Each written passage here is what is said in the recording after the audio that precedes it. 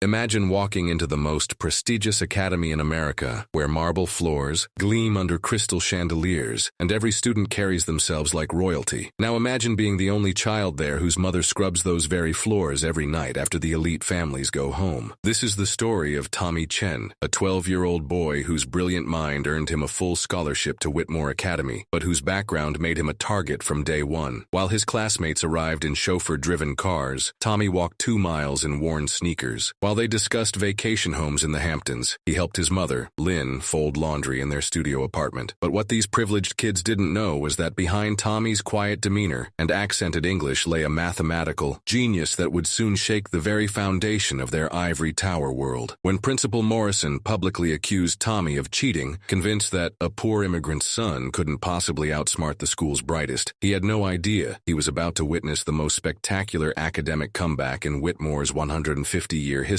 What happened next would leave an entire auditorium speechless and expose the ugly truth about privilege, prejudice, and the power of perseverance. Chapter 1. The Outsiders. The brass nameplate on the imposing oak doors read, Whitmore Academy, Excellence Through Tradition, founded 1873. Tommy Chen stood before those doors at 7:30 a.m. on a crisp September morning, clutching a worn backpack that contained everything he owned for school. 3 pencils, a calculator his mother had saved months to buy, and a lunch packed in a reused grocery bag. The contrast couldn't have been starker as luxury cars pulled up behind him, depositing students who emerged like young aristocrats, designer bags slung carelessly over their shoulders, discussing weekend trips to Martha's Vineyard as if they were talking about going to the corner store. Tommy's mother, Lynn Chen, had worked as a cleaning lady at Whitmore for 5 years before her son's exceptional test scores caught the attention of the scholarship committee. She scrubbed the same marble floors these children walked on daily, polished the trophies their families had donated, and emptied trash cans in classrooms where million-dollar futures were being shaped. But Lynn had dreams bigger than any mansion she'd ever cleaned. She saw potential in her son that no amount of money could buy, raw, brilliant intelligence that deserved a chance to flourish. Tommy, Lynn had whispered to him the night before, her hands rough from years of cleaning chemicals, holding his face gently. You are as smart as any child in that school. Maybe smarter. Don't let anyone make you feel small. Her English was broken, heavily accented, but her message was crystal clear. She had sacrificed everything for this moment. As Tommy pushed through, the heavy doors, the opulence hit him like a physical force. Crystal chandeliers cast rainbow patterns across walls lined with oil paintings of distinguished alumni, senators, CEOs, Supreme Court justices. The students moved through this palace of privilege as if they owned it, because in many ways their families did. Their confident laughter echoed off vaulted ceilings while Tommy tried to make himself invisible, following the directions on his welcome packet to find his first class. Excuse me, a voice called out behind him. Tommy turned to see a boy about his age, immaculately dressed in what looked like a designer uniform, flanked by 2 others who seemed to orbit him like satellites. Are you lost? The service entrance is around back. The comment drew snickers from nearby students, and Tommy felt his cheeks burn with embarrassment. I'm a student here, Tommy replied quietly, his slight accent making the words sound uncertain even to his own ears. The boy's eyebrows shot up in exaggerated surprise. A student? Really? He looked Tommy up and down, taking in the discount store clothes and generic sneakers. What's your name? Tommy Chen. Oh, you're the scholarship kid. The boy's voice carried across the hallway, drawing more attention. I'm Bradford Whitmore III. My great-grandfather founded this place. He said it with the casual arrogance of someone who'd never had to introduce himself twice. So you're the charity case everyone's talking about. The words hit Tommy like physical blows. Other students had gathered now, forming a loose circle around the interaction. Some looked curious, others uncomfortable, but none intervened. This was Bradford's domain, and everyone knew it. My mother works very hard, Tommy said, finding his voice despite the tremor in it. I earned my place here. Your mother? Bradford's smile was cruel. Oh, right. The cleaning lady. My mom mentioned. Her. She does good work, very thorough with the toilets. The comment drew harsh laughter from his followers, and Tommy felt something die inside his chest. Before Tommy could respond, a stern voice cut through the commotion. Mr. Whitmore, I trust you're welcoming our new scholarship recipient appropriately? Principal Morrison approached, his tall frame casting a long shadow over the group. He was a distinguished man in his 50s, with silver hair and the kind of bearing that commanded respect in boardrooms and country clubs alike. Of course, Principal Morrison, Bradford replied smoothly, his demeanor shifting instantly to respectful deference. Just introducing myself to Tommy here. Morrison's cold blue eyes settled on Tommy, and there was something in that gaze that made the boy's stomach clench. It wasn't the overt hostility Bradford had shown, but something more subtle, and perhaps more dangerous. Skepticism wrapped in polite professionalism. Mr. Chen, Morrison said, his voice carrying the authority of his position. I trust you understand the significance of your presence here at Whitmore Academy. You represent not just yourself, but the potential of our scholarship program. I hope you'll prove worthy of the investment we're making in you. The words sounded supportive on the surface, but Tommy caught the underlying message. You don't belong here, so you'd better prove otherwise. Yes, sir. I won't let you down. See that you don't. Morrison's smile was professional but cold. The standards here are quite rigorous. We've found that students from different backgrounds sometimes struggle with the academic intensity. He paused, letting the implications sink in. But I'm sure you'll do your best. As Morrison walked away, Bradford leaned closer to Tommy, his voice dropping to a whisper. Just so you know, Charity Boy, this isn't some public school where everyone gets a participation trophy. Half the kids here have parents who donated buildings. The other half are legacy admissions whose families have been coming here for generations. You're here because some bleeding heart committee felt sorry for you. His smile was sharp as a blade. Don't think that makes you one of us. Tommy's first class was advanced mathematics, and he slipped into a seat in the back corner, hoping to avoid further attention. The classroom was magnificent. Dark wood paneling, enormous windows overlooking manicured grounds, and technology that looked like it belonged in a university. Dr. Patricia Hendricks, a no-nonsense woman in her 40s, began the class with a complex calculus problem that made several students groan. Can anyone solve for x in this differential equation? She asked, turning from the smartboard to survey her students. Hands went up tentatively around the room. Bradford, clearly comfortable in his role as alpha student, raised his hand confidently. The answer is 2.7, Dr. Hendricks. Close, Mr. Whitmore, but incorrect. Anyone else? Tommy stared at the equation, his mind automatically working through the calculations. He could see the error in Bradford's approach immediately, a sign flip in the third step that threw off the entire solution. The correct answer was 3.144159, essentially pi. But he hesitated, remembering his mother's words about not making waves, about fitting in. No other attempts? Dr. Hendricks scanned the room, her eyes landing briefly on Tommy. This is concerning, class. If our best and brightest can't handle basic calculus. Tommy's hand slowly crept up, his heart hammering against his ribs. Yes, Mr.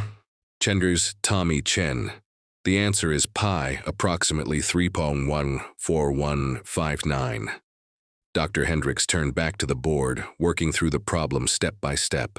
When she reached the final calculation, she paused, staring at the result. That's correct. She turned to look at Tommy with new interest. Excellent work, Mr. Chen. Can you walk us through your methodology? Tommy stood on shaky legs and approached the board. In clear, precise steps, he demonstrated the solution, his confidence growing as he worked through the mathematical logic that felt as natural to him as breathing. When he finished, the classroom was silent. Outstanding, Dr. Hendricks said, genuine admiration in her voice. That was graduate-level problem-solving, Mr. Chen. But as Tommy returned to his seat, he caught Bradford's expression, a mixture of shock, anger, and something that looked like wounded pride. The other students stared at Tommy with new eyes, but not all of those looks were friendly. Some seemed resentful, as if his success somehow diminished their own worth. During lunch, Tommy sat alone in the vast cafeteria, picking at the sandwich his mother had made. The room buzzed with conversation about ski trips and sailing lessons, investments and inheritances. He felt like an anthropologist observing an alien culture, understanding intellectually but never truly belonging. "Hey, math genius." Bradford's voice carried across several tables, drawing attention. "I heard you showed off in Hendrick's class, trying to make the rest of us look stupid?" Tommy didn't respond, hoping the attention would pass, but Bradford wasn't finished. "You know what I think?" Bradford continued, his voice growing louder. "I think you had help. Maybe Mommy Dearest overheard something while she was emptying trash cans in the teacher's lounge.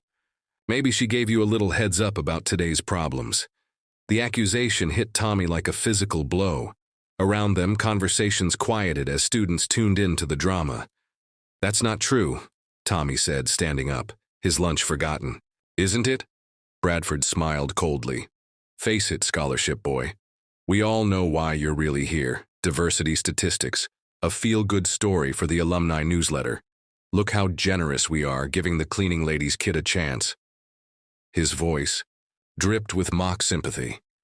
"But sooner or later, everyone's going to see that you can't keep up with real Whitmore students." Tommy felt tears threatening, but he forced them back. His mother hadn't sacrificed everything for him to cry on his first day. "I earned my place here just like everyone else." "Did you?"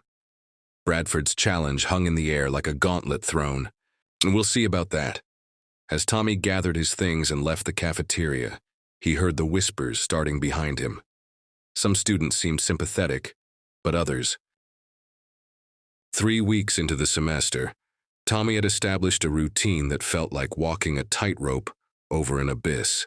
He woke at 5:30 a.m. to help his mother prepare for her early cleaning shift at a downtown office building before heading to her evening job at Whitmore.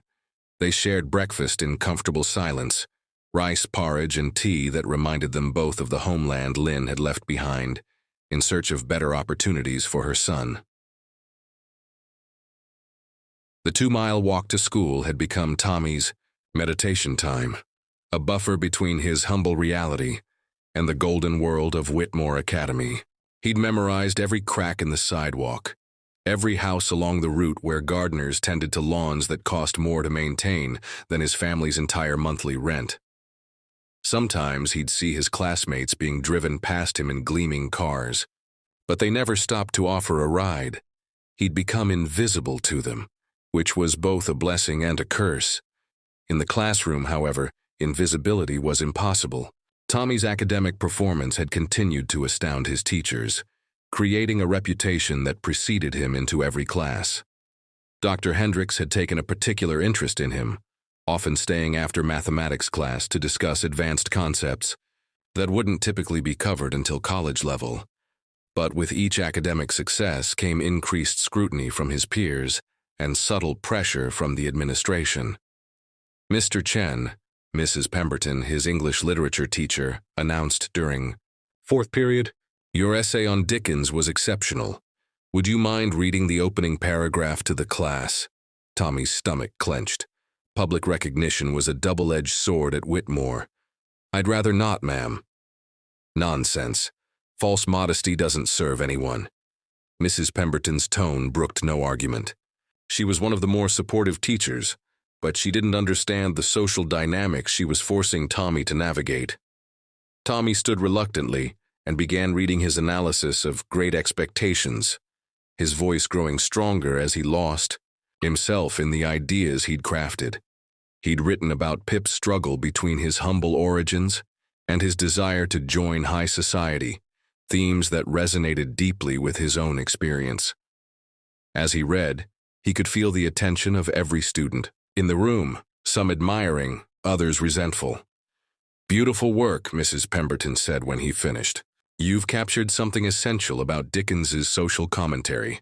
The parallels you draw between Pip's shame about his background and the broader class struggles of Victorian England are quite sophisticated." Bradford's hand shot up immediately. Mrs. Pemberton, don't you think it's interesting how Tommy always seems to pick topics that are so personal to him? I mean, writing about poor kids trying to fit in with rich people? His smile was innocent, but his meaning was clear. Literature should be personal, Mr. Whitmore, Mrs. Pemberton replied coolly. That's what makes it powerful. But the damage was done. As students filed out after class, Tommy heard the whispers starting again. Teacher's pet, trying too hard. Show off. The social isolation was taking its toll. Tommy ate lunch alone every day, spending the time in the library where he could lose himself in advanced mathematics and physics texts. The librarian, Mrs. Rodriguez, had noticed his voracious appetite for learning and began setting aside books she thought might interest him. Quantum mechanics, theoretical physics, computer programming languages that most high schoolers wouldn't encounter for years. You're reading at a graduate level, she observed one afternoon, finding Tommy absorbed in a text on differential equations. Have you considered applying for summer programs at MIT or Caltech? Tommy looked up, startled. Those are for rich kids, aren't they? Mrs. Rodriguez sat down across from him, her expression serious. Tommy, those programs are for brilliant kids. Rich is just what most of them happen to be. She paused, studying his face. Your mind is extraordinary. Don't let anyone convince you otherwise. But the campaign to undermine Tommy's confidence was intensifying. Bradford had recruited a core group of followers who made it their mission to remind Tommy daily that he didn't belong. They'd accidentally bump into him in hallways, knock his books off his desk, and make loud comments about scholarship kids whenever he was within earshot. The worst incident came during chemistry class with Dr. Foster, a pompous man who clearly favored students from prominent families. The class was working on a complex organic chemistry problem when Tommy, working independently, arrived at the correct molecular structure 15 minutes before anyone else. Mr. Chen, Dr. Foster said, reviewing Tommy's work with obvious skepticism. This is correct, but I'm curious about your methodology. This particular synthesis pathway isn't covered in our textbook. I read ahead, sir, and I found some additional resources in the library. Tommy's voice was steady, but he could feel the familiar knot forming in his stomach. Additional resources. Dr. Foster's tone sharpened. And what resources might those be? Tommy named several advanced chemistry texts, all of which were available in Whitmore's extensive library. But Dr. Foster's expression grew increasingly suspicious. Those are graduate-level texts, Mr. Chen. Rather advanced for someone your age, don't you think? The implication hung in the air like a toxic cloud. Around the classroom, students exchanged glances. Bradford wore a satisfied smirk that made Tommy's hands clench into fists. I like to read, Tommy said simply. Indeed. Dr. Foster turned to address the entire class. Let this be a reminder to all of you that at Whitmore Academy, we value original thinking and honest effort. Shortcuts and outside assistance undermine the integrity of our academic environment. Tommy felt the blood drain from his face. Dr. Foster hadn't directly accused him of cheating, but the message was unmistakable. When class ended, several students avoided making eye contact with him, while others whispered behind their hands. Bradford lingered as Tommy packed his books. You know what your problem is, scholarship boy. You're trying too hard. All this showing off is just making everyone suspicious. He leaned closer, his voice dropping to a whisper. Maybe you should slow down a bit. Blend in. Act more like what you are instead of what you're pretending to be. That evening, Tommy walked home through streets that seemed grayer than usual, his mind churning with doubt and frustration. He found his mother in their tiny kitchen, preparing dinner after her shift at Whitmore. Her uniform, the same navy, blue worn by all the academy's cleaning staff, hung on a chair, ready for tomorrow. How was school, baby? Lin asked in Mandarin, the language they spoke at home where no one could judge their accents or their grammar. Good, Mama, Tommy replied automatically, but Lin's sharp eyes caught the tension in his shoulders. Tell me the truth.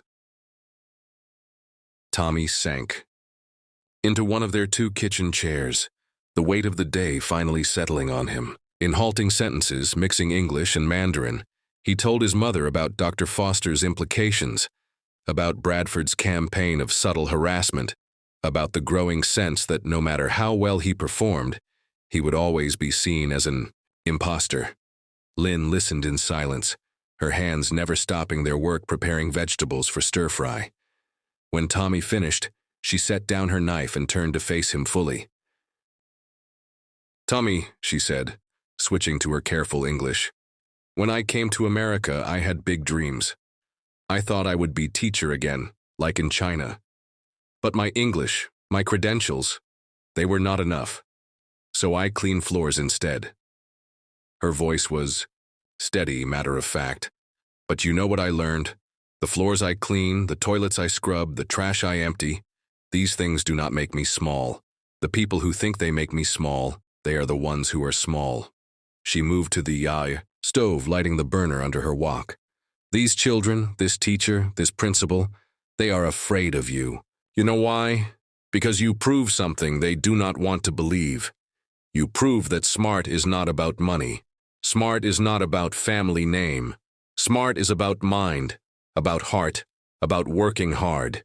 Tommy watched his mother's efficient movements as she prepared their simple meal, the same grace and competence she brought to every task. Whether it was mopping floors or helping him with homework, she barely understood. "But Mama, what if they're right? What if I don't belong there?" Lynn turned to him, spatula in hand, her expression fierce. "You belong anywhere your mind can take you. These people, they have money, they have fancy names, but do they have your brain? Can they solve problems like you? Can they see answers where others see only confusion?" She served their dinner, simple but nourishing, stretched to fill 2 bowls from ingredients that cost less than a single meal at Whitmore's cafeteria. "Eat," she commanded. "Tomorrow you show them again who you are." The next morning brought a new challenge. Principal Morrison's voice crackled over the intercom during first period. "All students are reminded that the annual Whitmore Academic Competition will be held next month. This year's theme is Innovation and Problem-Solving in the Modern World. Each grade level will compete in teams of 4, with the winning team receiving a $10,000 scholarship fund to be divided among its members." Tommy's ears perked up. $10,000 would change everything for his family. It would mean his mother could work fewer hours, maybe even take some English classes she'd been wanting to attend. It would mean he wouldn't have to worry about affording college prep materials or application fees. But as students began forming teams during lunch, Tommy realized he faced an impossible situation. No one wanted the scholarship kid on their team. He watched as Bradford effortlessly assembled a group of the school's top students, the kind of natural leaders who'd been groomed for success since birth. Other popular students formed their own alliances, leaving Tommy sitting alone at his usual library table. "Mr. Chen?" Mrs. Rodriguez approached with a gentle smile. "I heard about the competition. Have you found a team yet?" Tommy shook his head, embarrassed. "Well," she said thoughtfully, "I happen to know 3 other students who are still looking for teammates. They're not the most popular kids in school, but they're incredibly bright." She led him to a corner of the library where 3 students sat hunched over textbooks. Sarah Kim, a quiet Korean-American girl who excelled in computer programming. Marcus Washington, an African-American scholarship student from the South Side, whose essays routinely left English teachers speechless. And Elena Vasquez, a Latina girl whose parents ran a small restaurant, but who had an intuitive grasp of engineering that amazed her teachers. "The island of misfit toys," Sarah said wryly when Mrs. Rodriguez introduced Tommy. "That's what Bradford calls us, the diversity squad. I prefer to think of us as the underestimated," Marcus added with a grin, "which gives us a tactical advantage." Tommy looked at these 3 students, all scholarship recipients, all brilliant, all outcasts in the social hierarchy of Whitmore Academy. For the first time in weeks, he felt something like hope. "Want to show them what the island of misfit toys can do?" Elena asked, extending her hand. Tommy shook it, feeling the first stirrings of excitement he'd experienced since arriving at Whitmore. Let's do it. But as they began planning their approach to the competition, Tommy noticed Bradford watching them from across the library, his expression calculating. The scholarship kids had banded together, which made them either more formidable or easier targets, depending on how you looked at it. Principal Morrison appeared beside Bradford's table, and Tommy caught fragments of their conversation. Keep an eye on. Wouldn't want any irregularities. The integrity of our competition. Tommy realized with growing certainty that their success would be viewed with suspicion, their innovations dismissed as impossible, their victory, if it came, challenged at every turn. But as he looked at his new teammates, each one brilliant in their own way, each one underestimated by the elite establishment of Whitmore Academy, Tommy felt a familiar fire building in his chest. They wanted to see what the scholarship kids could do? They were about to find out. Chapter 3. The under-the-basement computer lab at Whitmore Academy hadn't been updated in years. While the main floors boasted state-of-the-art smart boards and gleaming equipment donated by wealthy alumni, this forgotten corner of the building housed outdated computers and mismatched furniture. It was perfect for Tommy's team. Invisible, overlooked, and far from the prying eyes of Bradford and his elite crew who wouldn't be caught dead in such an unfashionable location. Welcome to our secret headquarters, Sarah Kim announced dramatically as she led the group down the narrow staircase. Her laptop bag was covered in programming stickers that most Whitmore students wouldn't recognize, but Tommy immediately spotted logos for Python, JavaScript, and several advanced coding frameworks. Marcus Washington whistled low as they entered the dimly lit room. It's like a technology graveyard down here. These computers are older than my little sister. But they work, Elena Vasquez said pragmatically, already examining the setup. And more importantly, nobody else wants to use them. We can work here without interference. Over the past week, Tommy had gotten to know his teammates better, and he was increasingly impressed by their unique talents. Sarah was a coding prodigy who'd been teaching herself programming since she was 8. Her parents ran a small dry cleaning business and worked 16-hour days, leaving Sarah to raise herself on a diet of ramen noodles and online programming tutorials. She'd already built 3 mobile apps that had modest success in the App Store, earning enough money to help with her family's expenses. Marcus came from a completely different background, but shared the same drive for excellence. His father was a mechanic and his mother worked double shifts as a nurse's aide. They'd sacrificed everything to send him to Whitmore on scholarship, and Marcus felt the weight of their expectations every day. His gift was language, not just English, but the deeper structures of communication and persuasion. His essays didn't just convey information, they transformed how people thought about complex issues. Elena's parents had immigrated from Mexico, with nothing but determination and dreams of a better life for their children. They'd built a small but successful restaurant through sheer hard work, and Elena had grown up in the kitchen, watching her father repair broken equipment with ingenious solutions born of necessity rather than expensive replacement parts. She understood how things worked at an intuitive level that couldn't be taught in textbooks. So, Tommy said as they settled around a scarred wooden table, what do we know about this competition? Sarah pulled out a folder filled with printed research. I researched the past 5 years of competitions. The format is always the same. Teams get presented with a real-world problem that requires multidisciplinary solutions. Engineering, mathematics, programming, communication, and creative problem-solving all rolled into one. Last year's winning team designed a water purification system for developing countries, Marcus added, consulting his notes. The year before that, it was an urban transportation solution for reducing traffic congestion. Elena leaned forward, her dark eyes intense. The judging criteria are technical innovation, practical feasibility, presentation quality, and something they call elegant solution architecture, which basically means how well all the pieces work together. Tommy felt a familiar excitement. Building. This was exactly the kind of challenge that made his mind come alive. complex, multifaceted problems that required both analytical thinking and creative leaps. What about this year's topic? That's the thing, Sarah said, lowering her voice even though they were alone. They don't announce it until the day of the competition. Teams get 4 hours to develop their solution and prepare a presentation for the judges. 4 hours? Marcus looked skeptical. That's not very long to solve a major problem. It's not about solving it completely, Elena explained. It's about demonstrating your approach, showing your methodology, and proving your concept could work on a larger scale. Tommy nodded, his mind already racing through possibilities. We need to prepare for anything. What if we each focus on our strengths but also learn enough about the other's areas to support each other? Over the next 3 weeks, their basement hideout became a hub of intense preparation. Sarah taught the others basic programming concepts, showing them how to think algorithmically about problems.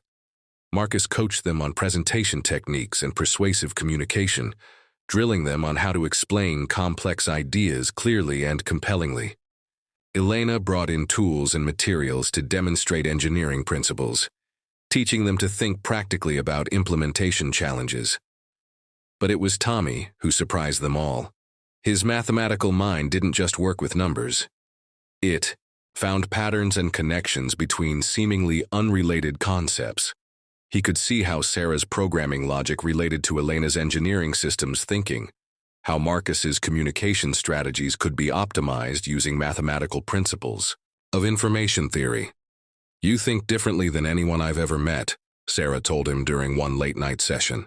They'd been working on optimization problems, and Tommy had found a solution that was both more elegant and more efficient than the standard approach.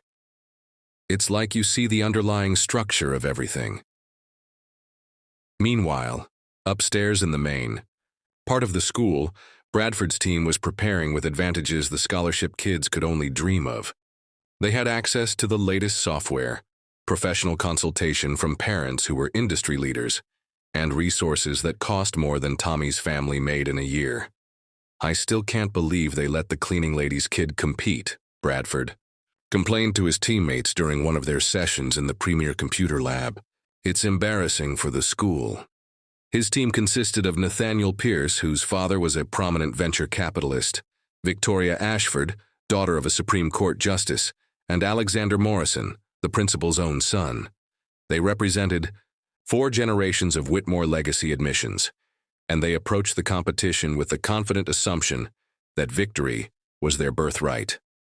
Don't underestimate them, Alexander warned, though his tone suggested he didn't entirely believe. His own words. My father says the scholarship kids have been spending a lot of time preparing. Preparing what? Bradford scoffed. They're working with equipment older than dial-up internet and resources they probably found in dumpsters. Meanwhile, we have enterprise-level software and professional mentorship from actual industry leaders. Victoria, always the strategist, raised a more practical concern. What if they actually come up with something good? I mean, statistically speaking, 4 intelligent people working together could theoretically what? Bradford interrupted. Outcompete students who've been groomed for success their entire lives? Students whose families have been winning at Whitmore for generations? He shook his head dismissively. They're scholarship kids, Victoria. They're here on charity, and charity cases don't win academic competitions at schools like this. But Principal Morrison was taking no chances. He'd been monitoring both teams' preparation, and what he observed about Tommy's group concerned him. Their approach was unconventional, their thinking original, and their dedication absolute. In his 30 years at Whitmore, he'd learned that the school's reputation depended on maintaining certain narratives about merit, breeding, and the natural superiority of the privileged class. Dr. Foster, Morrison called the chemistry teacher, into his office one afternoon. I want you to serve as one of the judges for the academic competition. Foster raised an eyebrow. I'd be honored, Principal Morrison, but shouldn't we have judges from outside the school? For objectivity, we'll have external judges as well, Morrison replied smoothly. But I want someone who understands Whitmore's standards and values, someone who can recognize authenticity, in academic work. The implication was clear, and Foster nodded his understanding.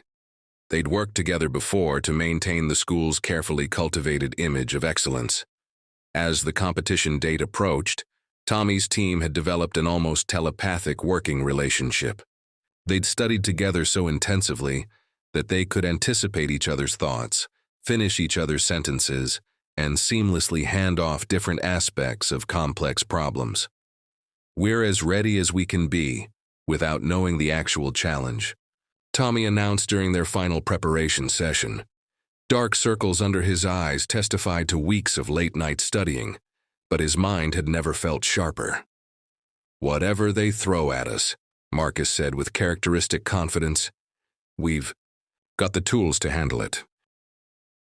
Sarah was less optimistic. "You know they're going to be watching us extra carefully, right? Every solution we propose, every methodology we use, they'll be looking for reasons to disqualify us or claim we had unfair assistance." Elena nodded, grimly. "My cousin went to a school like this in California. She said the scholarship kids always had to work twice as hard to get half the recognition." Tommy felt the familiar knot forming in his stomach, but he pushed it aside. "Then we'll work 3 times as hard. We'll be so good, so thorough, so obviously brilliant that they'll have no choice but to acknowledge our success." The night before the competition, Tommy couldn't sleep. He sat at their tiny kitchen table, reviewing notes by the light of a single lamp while his mother worked the night shift at Whitmore Academy. Somewhere in those gleaming halls she was mopping and vacuuming, preparing the very rooms where tomorrow her son would compete against children whose families had never known the meaning of hard work. When Lynn returned home at 2 a.m., she found Tommy still awake, surrounded by papers and calculations. "Tomorrow is big day," she said in her careful English, sitting down across from him. "I'm scared, Mama," Tommy admitted. "Not of the competition. I know we can win that. I'm scared of what happens when we do win." Lynn reached across the table and covered his hand with hers, fingers rough from years of cleaning chemicals, but infinitely gentle. "Fear is smart sometimes, but fear cannot stop you from being who you are." She stood and moved to their small refrigerator, pulling out ingredients for Tommy's lunch. Even exhausted from her shift, she insisted on preparing his meals herself, a daily act of love that reminded him why he fought so hard for success. "These rich children," she continued, "they think winning is their right. But you know, winning is gift. Gift you earn with brain, with heart, with never giving up." She paused in her food preparation, looking directly at him. "Tomorrow you show them what gift looks like." The morning of the competition dawned gray and cold, matching Tommy's nervous energy as he walked the familiar route to Whitmore Academy. But when he arrived at the basement computer lab to meet his teammates, he found them already assembled, each wearing an expression of determined excitement. "Ready to change everything?" Sarah asked, her laptop bag slung over her shoulder like a weapon. "Ready to prove what we're worth?" Marcus added, his presentation materials organized with military precision. "Ready to show them what the island of misfit toys can do?" Lena concluded, her engineering toolkit carefully packed for whatever challenges lay ahead. Tommy looked at his teammates, brilliant, dedicated, underestimated kids who'd been dismissed and marginalized by the elite system they were about to challenge.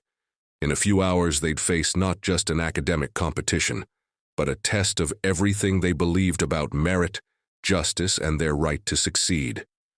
"Let's go win this thing," he said, and for the first time in weeks, his voice carried no doubt whatsoever. The Whitmore Academy auditorium had been transformed into a high-stakes arena.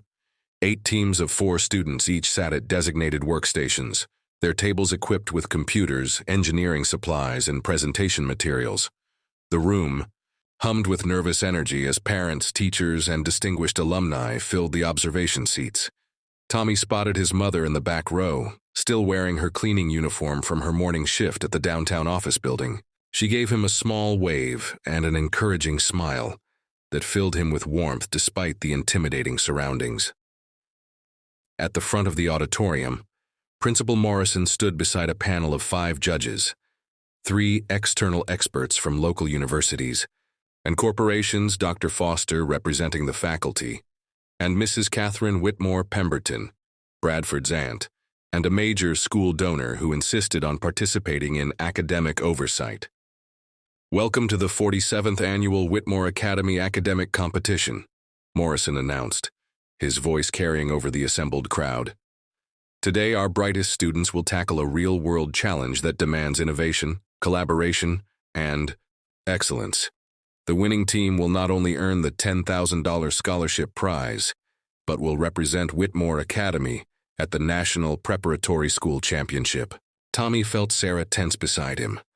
None of them had known about the national competition.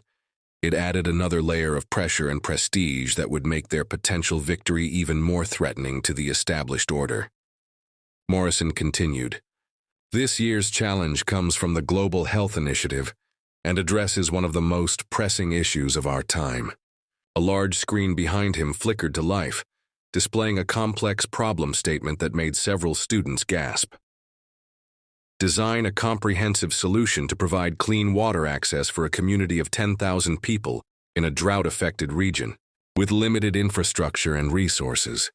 Your solution must address water collection, purification, distribution, and sustainability. You have 4 hours to develop your proposal and prepare a 15-minute presentation for the judges."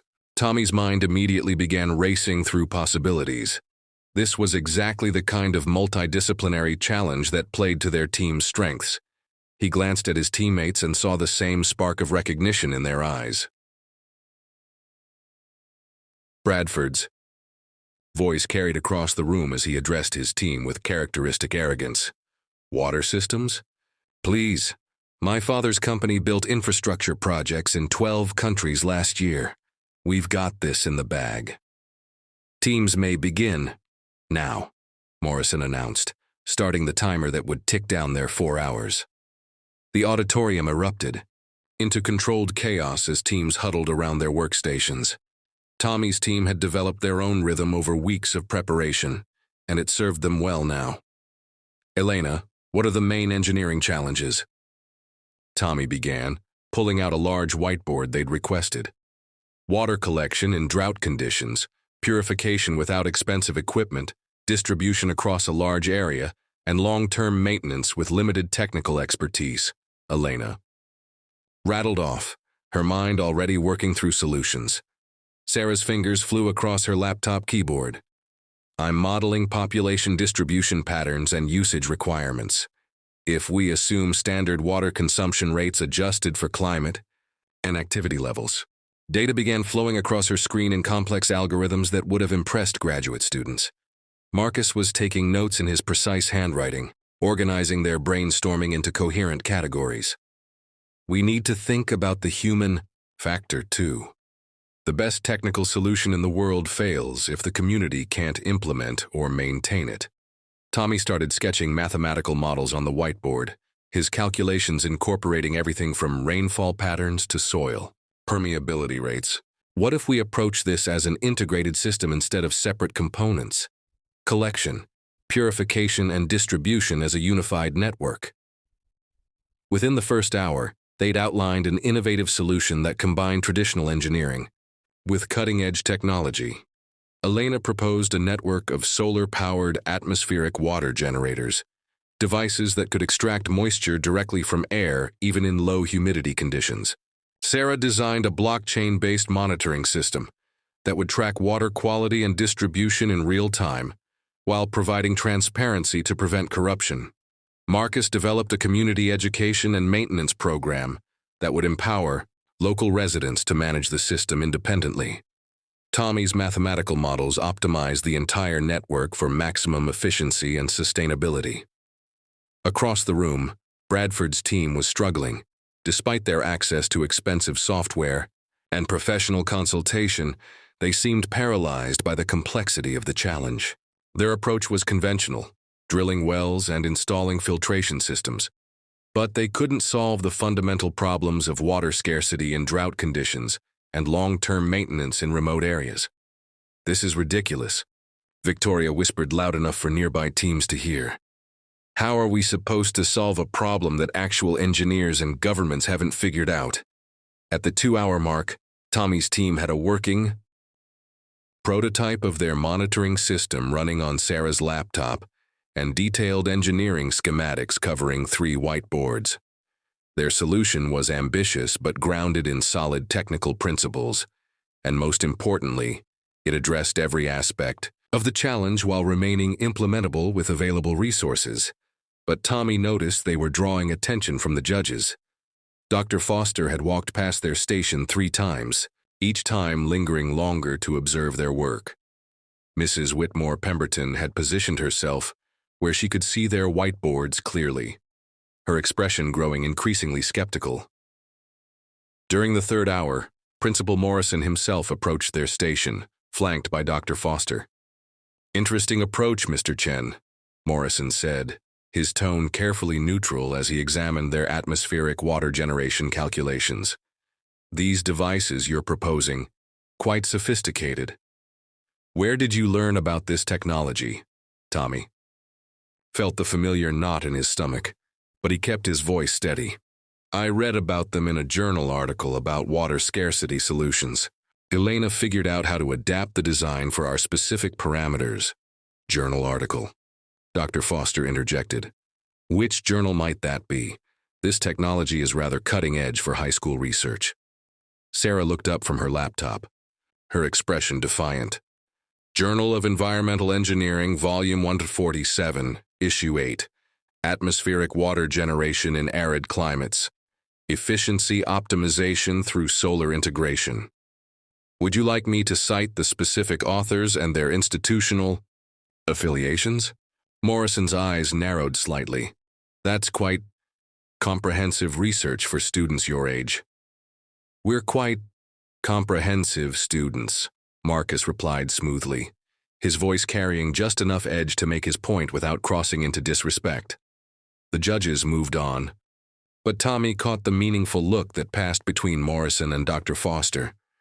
Their success was being viewed with suspicion, their thoroughness treated as evidence of impropriety rather than excellence.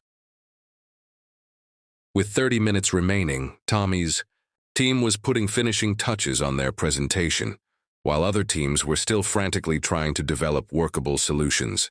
Bradford's group had abandoned their original approach twice, and were now desperately trying to cobble together something presentable. "I can't believe the scholarship kids are actually ahead of us," Alexander Morrison muttered, loud enough for several nearby teams to hear. "They must have had help. There's no way they came up with all this on their own." Tommy felt Sarah's hand on his arm, steadying him before he could respond. They'd expected this reaction, but hearing it stated so bluntly still stung. "Time," Principal Morrison called, and the intense activity in the auditorium suddenly ceased. Tommy looked at what they'd accomplished, a comprehensive solution that addressed every aspect of the challenge, complete with technical specifications, implementation, timelines, cost analyses, and sustainability metrics. Their presentation materials were professional quality, their prototype was functional, and their mathematical models were elegant and precise. But as he looked around the room at the other team's less impressive results, he realized their success might be their greatest vulnerability. In a system designed to reward mediocrity from the privileged and expect failure from the marginalized, excellence itself became suspicious. The presentation phase began with each team having 15 minutes to present their solution to the judges and assembled audience. They'd drawn 6th position out of 8, which gave them time to observe the competition, but also built anticipation and pressure. Bradford's team went 3rd, presenting a conventional solution that involved drilling deeper wells and installing imported filtration systems. Their presentation was polished, but their solution was expensive, technically complex, and dependent on ongoing external support, exactly the kind of approach that international development experts had moved away from in recent decades. "Excellent work," Mrs. Whitmore Pemberton praised when they finished. "A solid, practical approach that builds on proven technologies." Tommy felt his teammates shift uncomfortably. Bradford's solution was neither particularly innovative nor well-suited to the challenge parameters, but it was being praised for its practicality, code for conventionality. When their turn came, Tommy's team took the stage with quiet confidence. Marcus began their presentation with a compelling narrative about water scarcity and its human impact.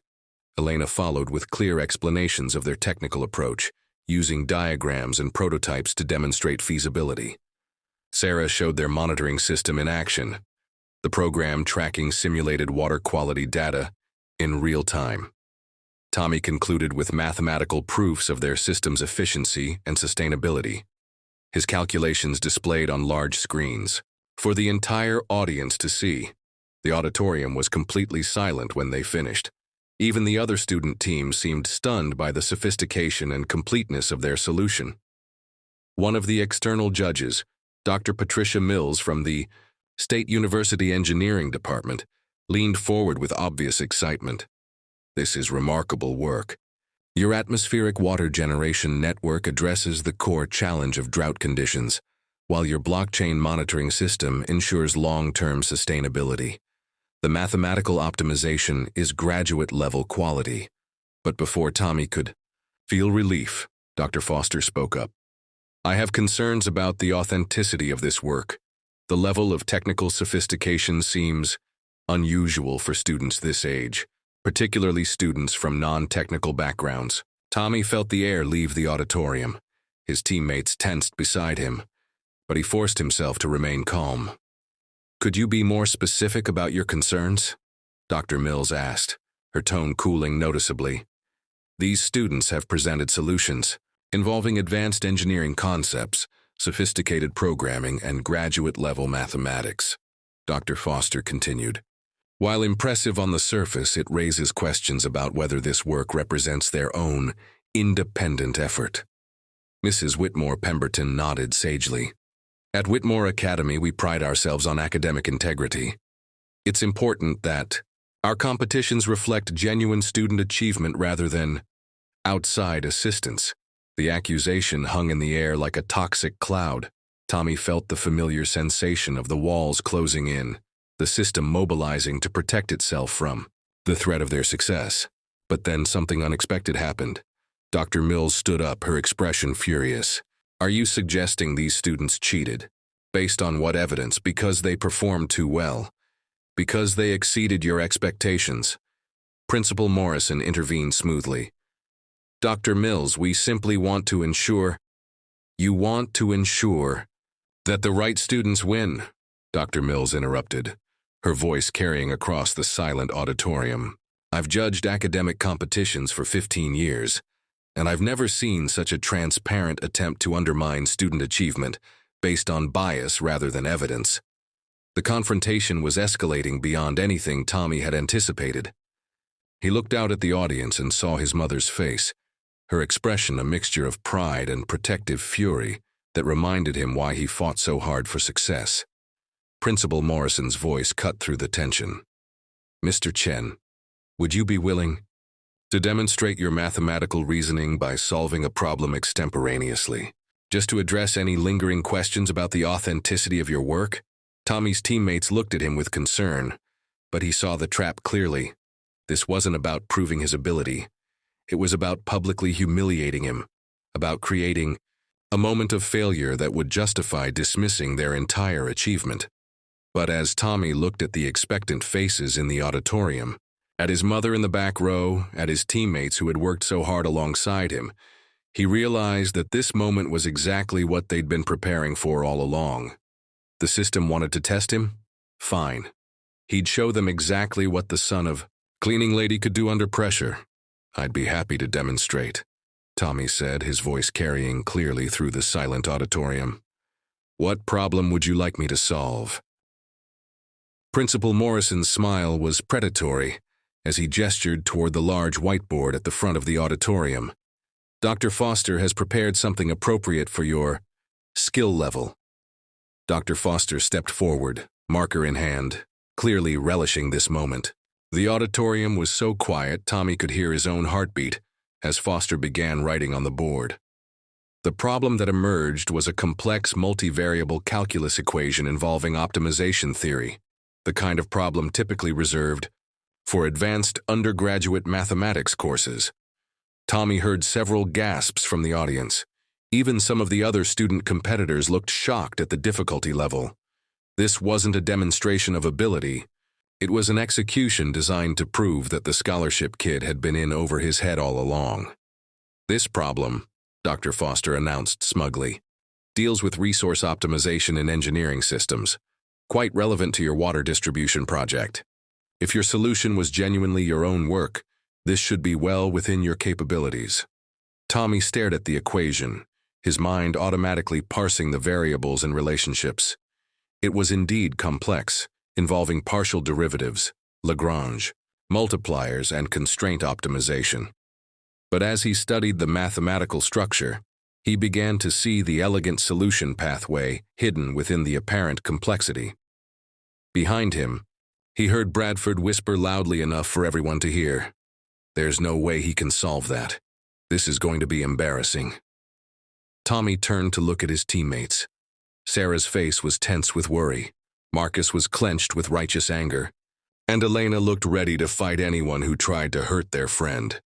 But it was the sight of his mother in the back row that centered him.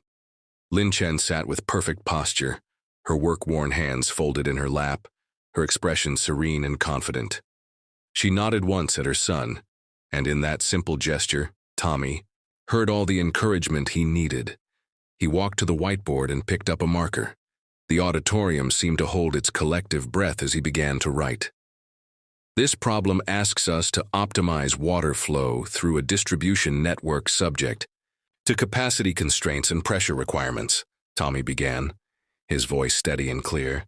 The key insight is recognizing that this is a constrained optimization problem that can be solved using Lagrangian methods.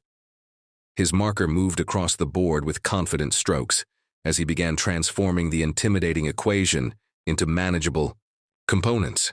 He identified the objective function, isolated the constraint equations, and methodically applied the mathematical tools needed for solution.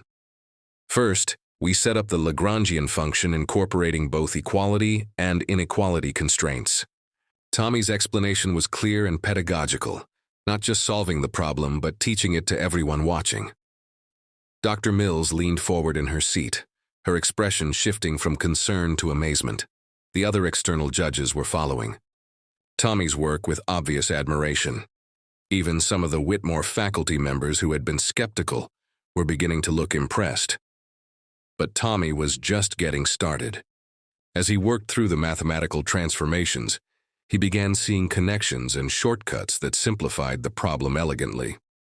"Now, here's something interesting," Tommy said, pausing in his calculations. "This constraint structure suggests we can use a substitution that reduces this from a multivariable optimization to a much simpler single-variable problem." His marker flew across the board as he demonstrated the substitution, transforming the complex equation into something that could be solved with basic calculus. Several professors in the audience exchanged glances. What Tommy had just done required the kind of mathematical intuition that couldn't be taught, only developed through genuine understanding and natural talent. The optimal solution is... Tommy wrote the final answer with a flourish, then turned to face the auditorium. But more importantly, this tells us that in our water distribution system, the most efficient configuration involves distributing flow proportionally to the square root of demand density, with adjustment factors for elevation and distance. The silence stretched for what felt like an eternity.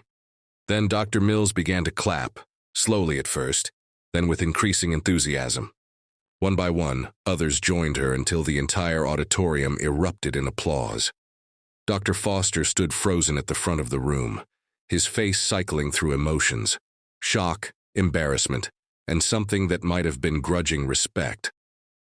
The problem he'd designed to humiliate Tommy had instead showcased mathematical ability that exceeded most college students. "Remarkable," said Dr. James Crawford, one of the external judges from the local technology institute. "That substitution technique was genuinely elegant, I've seen graduate students struggle with similar problems. But Principal Morrison wasn't finished. His face had gone pale, but his voice remained controlled as he addressed the judges. While Mr. Chen's performance is impressive, it doesn't address the fundamental concerns about the competition entry. Advanced mathematical ability doesn't necessarily validate the authenticity of a complex engineering proposal. The accusation was clear, and Tommy felt the familiar rage building in his chest. No matter what he did, no matter how well he performed, it would never be enough. The system was designed to maintain its hierarchies, and his success threatened those carefully constructed boundaries. But before Tommy could respond, an unexpected voice cut through the tension. Principal Morrison. Lin Chen's accented English carried clearly through the auditorium as she stood up in the back row. Every head turned to look at the cleaning lady who had dared to speak in this temple of privilege. "May I say something?" Morrison's expression was thunderous. "Mrs. Chen, this is hardly appropriate." "With respect, Principal Morrison," Dr. Mills interrupted. "I'd like to hear what she has to say." Lin Chen walked down the aisle with quiet dignity, her cleaning uniform a stark contrast to the expensive clothes worn by everyone else in the room. But her bearing commanded respect in a way that wealth couldn't buy. "I work in this school 5 years," she began, her careful English precise despite her accent.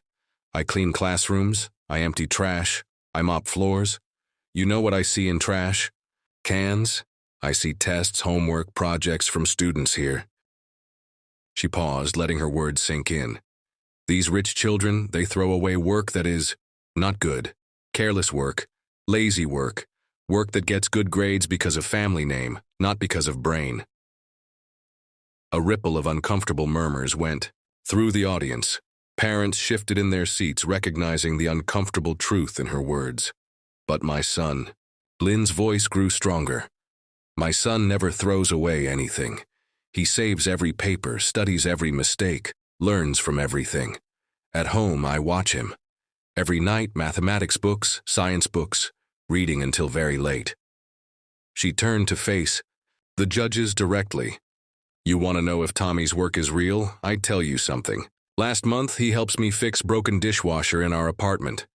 He draws pictures, makes calculations, figures out exactly what is wrong. Landlord says it cannot be fixed, but Tommy fixes it with mathematics and thinking." Tommy felt tears threatening as his mother continued her defense.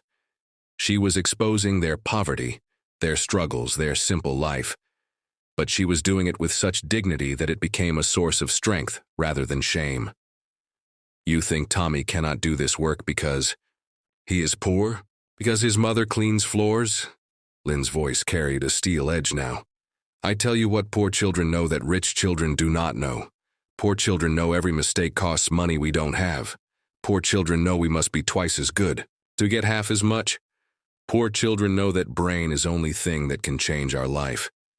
She gestured toward her son, her expression fierce with protective pride. "Tommy's brain is gift from heaven, but Tommy's heart, Tommy's work, Tommy's never giving up. That is from watching his mother clean other people's mess and still dream of better life for her son."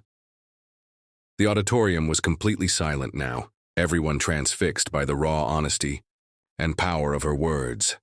"You want to test my son more? Test him every day, give him hardest problems.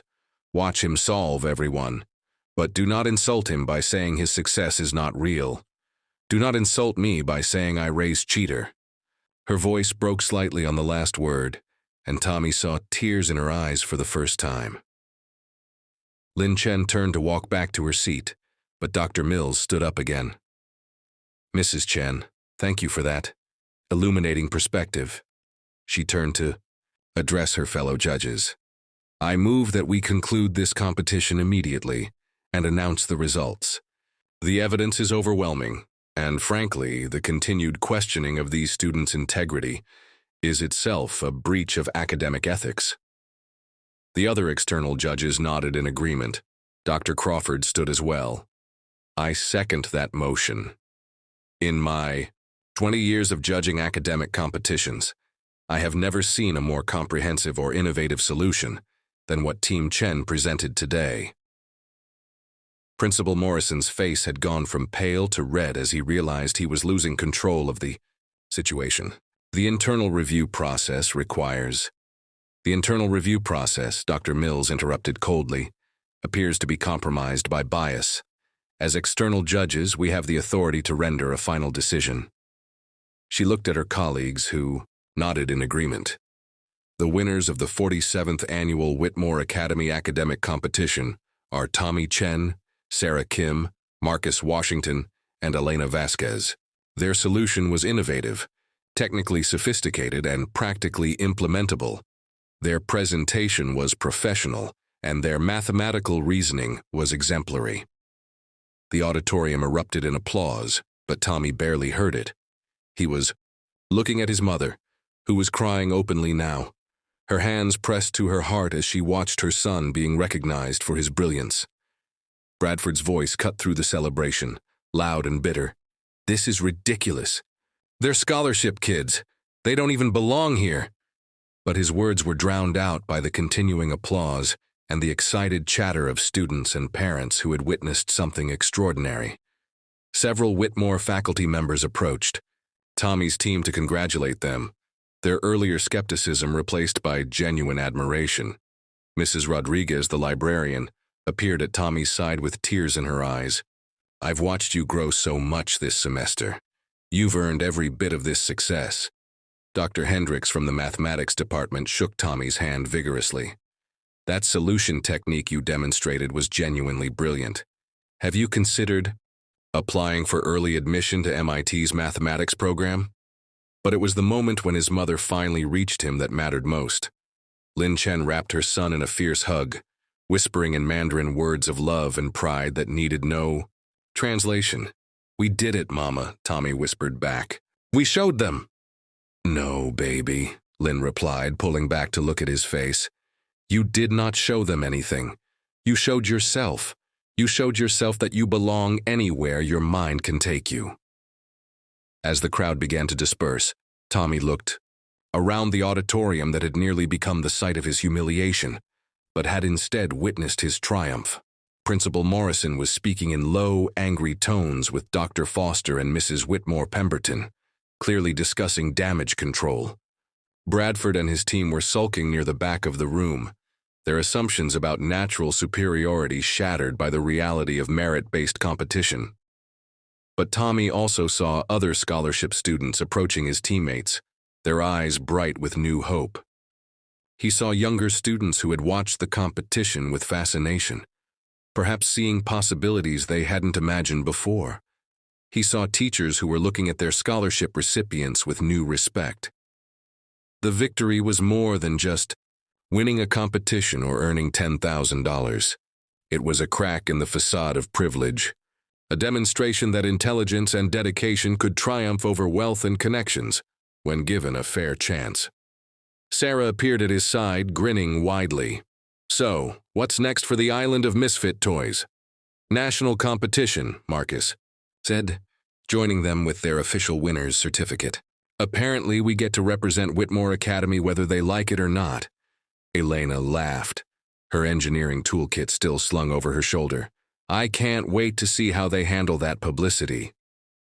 Tommy looked at his teammates, these brilliant students who had been dismissed and marginalized, but who had found each other and built something powerful together. Then he looked at his mother, who was speaking with Dr. Mills about Tommy's potential for advanced programs and scholarships. "What's next?" Tommy repeated Sarah's question. "We keep proving them wrong. We keep showing up. We keep being excellent." He paused, watching Principal Morrison's heated discussion with the internal judges, seeing the careful calculations of damage control and reputation management. "And we remember that we're not here to fit in," Tommy added, his voice growing stronger. "We're here to change what this place thinks it means to be excellent." The afternoon sun streamed through the auditorium windows, casting long shadows across the stage where Tommy had faced down prejudice and emerged victorious. But he knew this was just the beginning. The real work, changing minds, opening doors, and proving that merit mattered more than money, was still ahead. But for the first time since arriving at Whitmore Academy, Tommy Chen felt like he truly belonged there.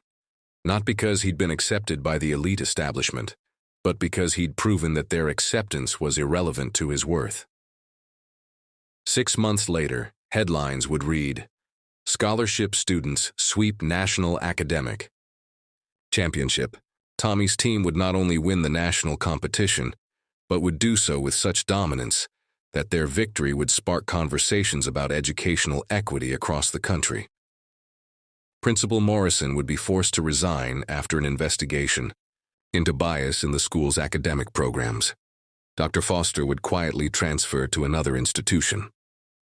And Bradford Whitmore III would spend the rest of his senior year in the shadow of students he'd once dismissed as charity cases. But perhaps most importantly, Whitmore Academy would establish a new full scholarship program for economically disadvantaged students, ensuring that brilliance would never again be held back by circumstance. Tommy Chen had done more than outsmart a principal. He had outsmarted a system, and in doing so, he had changed it forever. The son of a cleaning lady had cleaned house in more ways than one. Tommy Chen's incredible journey from humiliation to triumph shows us something powerful about the human spirit, that brilliance doesn't come with a price tag, and determination can shatter even the strongest barriers of prejudice. But Tommy's story isn't just about one brilliant kid who outsmarted a corrupt system. It's about every underestimated person who's ever been told they don't belong, every parent who's sacrificed everything for their child's dreams, and every time someone chose courage over comfort in the face of injustice. Lin Chen's powerful words in that auditorium, "Poor children know we must be twice as good to get half as much," ring true for millions of families fighting for their piece of the American dream. Now I want to hear from you. Have you ever felt like Tommy? Brilliant but dismissed because of where you came from? What moment in this story hit you the hardest? Was it Tommy solving that impossible equation, his mother's fierce defense, or maybe Bradford finally getting his comeuppance? If you could say one thing to Tommy or his mother Lynn, what would it be? Drop your thoughts in the comments. Your stories matter, and they inspire others who might be fighting their own battles right now. Hit that like button if this story moved you, and subscribe for more incredible true stories of underdogs who changed everything.